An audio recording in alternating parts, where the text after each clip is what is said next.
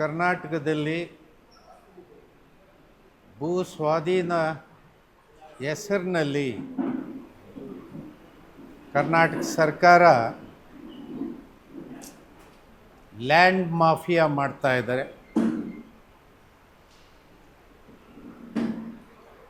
ಇದನ್ನು ಕೈ ಬಿಡಬೇಕು ಅಂತೇಳಿ ಸರ್ಕಾರಕ್ಕೆ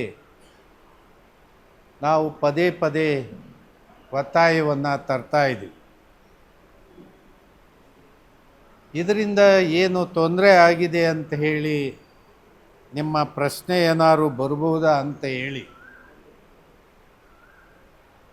ಇದನ್ನು ಸ್ವಲ್ಪ ಕ್ಲಾರಿಫಿಕೇಷನ್ ಮಾಡ್ತೆ. 2013 ಭೂ ಸ್ವಾಧೀನ ಕಾಯ್ದೆ ಏನಿದೆ ಭಾರತ ದೇಶದಲ್ಲಿ, 2013 ಕಾಯ್ದೆ ರೈತರಿಗೆ ಸ್ವಲ್ಪ ಸಮಾಧಾನ ತರುವಂಥ ಕಾನೂನಾಗಿದೆ. ಇದನ್ನು ಕಳೆದ ಕಾಂಗ್ರೆಸ್ ಪಕ್ಷದ ಕೇಂದ್ರ ಸರ್ಕಾರ ಡಾಕ್ಟರ್ ಮನಮೋಹನ್ ಸಿಂಗ್ ಅವರು 2013ರಲ್ಲಿ ಜಾರಿಗೊಳಿಸಿದರು. ಹೃದಯ ರೋಗ ಮತ್ತು ಹೃದಯ ಶಸ್ತ್ರಚಿಕಿತ್ಸೆ, ವ್ಯಾಸ್ಕ್ಯುಲರ್ ಶಸ್ತ್ರಚಿಕಿತ್ಸೆ, ಸಮಗ್ರ ಹೃದಯ ಆರೈಕೆ ಸೇವೆಗಳಿಗಾಗಿ ನಿಮ್ಮ ವಿಶ್ವಾಸಾರ್ಹ RL Jalappa Narayana heart centre, STUMC campus, Tamaka, Kolar. 180030090309. ಇದರಲ್ಲಿ ಅನೇಕ ರೈತರಿಗೆ ಅನುಕೂಲಗಳು ಇದೆ. ಇದರಲ್ಲಿ ಉಲ್ಲೇಖ ಮಾಡ್ತಕ್ಕಂಥ ಮೊದಲನೇ ಅಂಶ ಅಂದರೆ, ಭೂ ಸ್ವಾಧೀನ ಮಾಡಬೇಕು ಅಂದರೆ ಅದು ಸಾರ್ವಜನಿಕ ಉದ್ದೇಶ ಇರಬೇಕು. ಫಸ್ಟ್ ಆಫ್ ಆಲ್ ಅಂದರೆ ಹೆದ್ದಾರಿ, ರಸ್ತೆಗಳು, ಡ್ಯಾಮ್ಗಳು, ರೈಲ್ ರೋಡ್ಗಳು, ವಿಮಾನ ನಿಲ್ದಾಣಗಳು ಅಥವಾ ಸರ್ಕಾರಿ ಕಟ್ಟಡಗಳು ಇತ್ಯಾದಿ ಸಾರ್ವಜನಿಕ ಉದ್ದೇಶವನ್ನು ಹೊಂದಿರಬೇಕು. ಎರಡನೇದಾಗಿ, ಭೂ ಸ್ವಾಧೀನಕ್ಕೆ ಸಂಬಂಧಪಟ್ಟಂಗೆ ಮಾರುಕಟ್ಟೆ ದರ ಗ್ರಾಮೀಣ ಪ್ರದೇಶ ಇದ್ದರೆ 4 ಪಟ್ಟು ಕೊಡಬೇಕಂತ, ನಗರ ಪ್ರದೇಶ ಇದ್ದರೆ 2 ಪಟ್ಟು ಕೊಡಬೇಕು ಅಂತ 13 ಆ್ಯಕ್ಟ್ ಒಳಗಡೆ ಹೇಳ್ತಾರೆ. ಭಾಳ ಮುಖ್ಯವಾಗಿ ಇಲ್ಲಿ ಗುರುತಿಸಬೇಕಾದಂಥ ಅಂಶ ಅಂದರೆ, ಉದ್ದಿಮೆದಾರ ಅಥವಾ ಕೈಗಾರಿಕೋದ್ಯಮಿ ಭೂಮಿ ಅವರಿಗೆ ಬೇಕಾದರೆ ಅವರಿಗೆ ಎಲ್ಲಿ ಬೇಕು, ಯಾವ ಊರಿನಲ್ಲಿ ಬೇಕೋ ಅದನ್ನು ನಿರ್ಧಾರ ಅವರೇ ಮಾಡಬೇಕು. ಭೂಮಿ ರೈತನ ಬಳಿ ಇದ್ದರೆ ರೈತನ ಜೊತೆ ವ್ಯವಹರಿಸಿ ಪಡಿತಕ್ಕಂಥ ಜವಾಬ್ದಾರಿ ಅವ್ರದ್ದೇ ಆಗಿರುತ್ತೆ. ಆ ಕಾರಣಕ್ಕೆ ಸರ್ಕಾರ ಭೂಮಿಯನ್ನು ರೈತಂದು ತಗೊಂಡು ಅದನ್ನು ಅವ್ರಿಗೆ ಕೊಡ್ತಕ್ಕಂಥ ಪ್ರಕ್ರಿಯೆ 2013 ಕಾಯ್ದೆಯಲ್ಲಿ ಇಲ್ಲ. ಇದಕ್ಕೆ ಮಾನ್ಯ ಕುಮಾರಸ್ವಾಮಿ ಈ ಹಿಂದೆ ಮುಖ್ಯಮಂತ್ರಿ ಆಗಿದ್ದಾಗ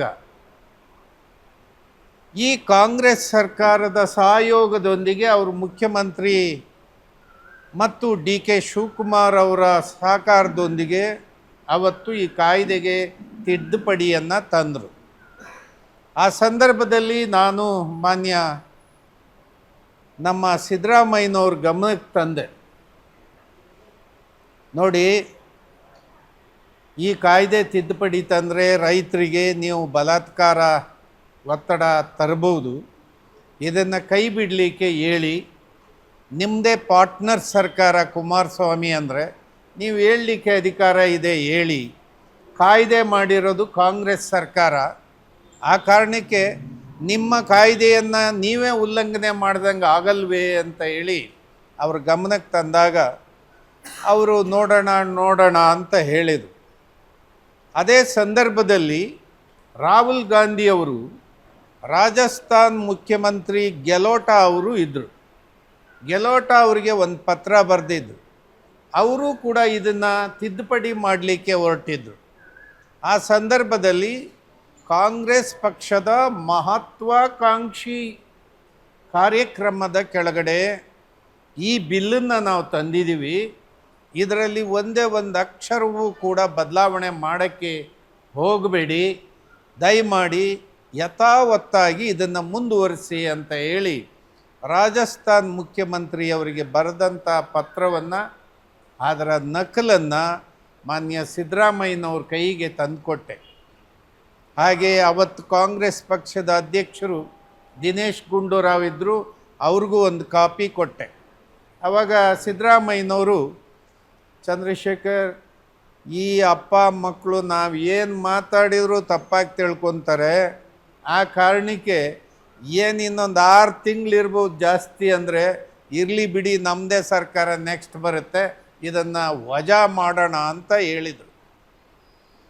ಆದರೆ ಇವ್ರದೇ ಪಕ್ಷ ಅಧಿಕಾರಕ್ಕೆ ಬಂದು ಮಾನ್ಯ ಸಿದ್ದರಾಮಯ್ಯನೇ ಮುಖ್ಯಮಂತ್ರಿ ಇದುವರೆಗೆ ಆಗಿದ್ದರೂ ಇದನ್ನು ರದ್ದು ಮಾಡಲಿಲ್ಲ. ಇದನ್ನು ಅನುಷ್ಠಾನಗೊಳಿಸಿ ಇಡೀ ರಾಜ್ಯದಲ್ಲಿ ಲಕ್ಷಾಂತರ ಎಕರೆ ಭೂಮಿಯನ್ನು ಅಕ್ವಿಜೇಷನ್ ಮಾಡುವ ಪ್ರಕ್ರಿಯೆಯನ್ನು ಮುಂದುವರಿಸಿದೆ. ಇದು ರೈತರ ದುರಂತ ಇದೆ.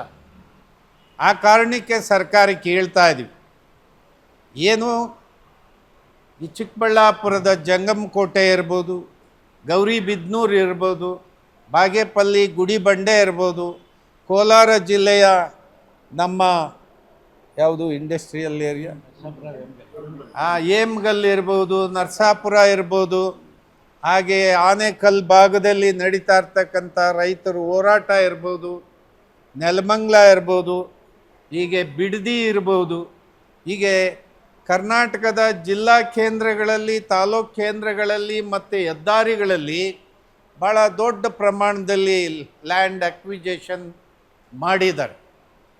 ಇದನ್ನು ಸಂಪೂರ್ಣವಾಗಿ ಕೈ ಬಿಡಬೇಕು.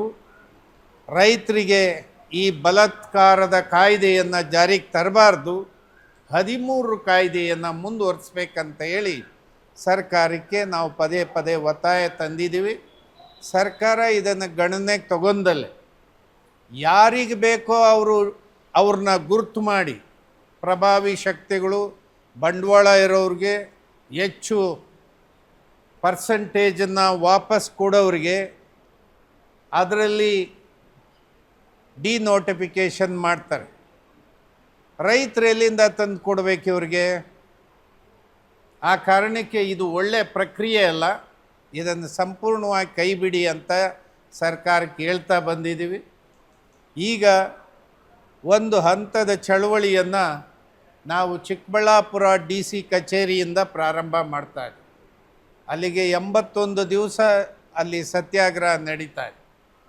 ಈ ಮೋಟಾರ್ ಸೈಕಲ್ಗಳ ಮೂಲಕ ಒಂದು 10,000 ಜನ ರೈತರ ಮಕ್ಕಳು ವಿಧಾನಸೌಧ ಮುತ್ತಿಗೆ ಹಾಕುವ ದಿಕ್ಕಿನಲ್ಲಿ ಈ ಕಾರ್ಯಕ್ರಮವನ್ನು ತಗೊಂಡಿದ್ದೀವಿ.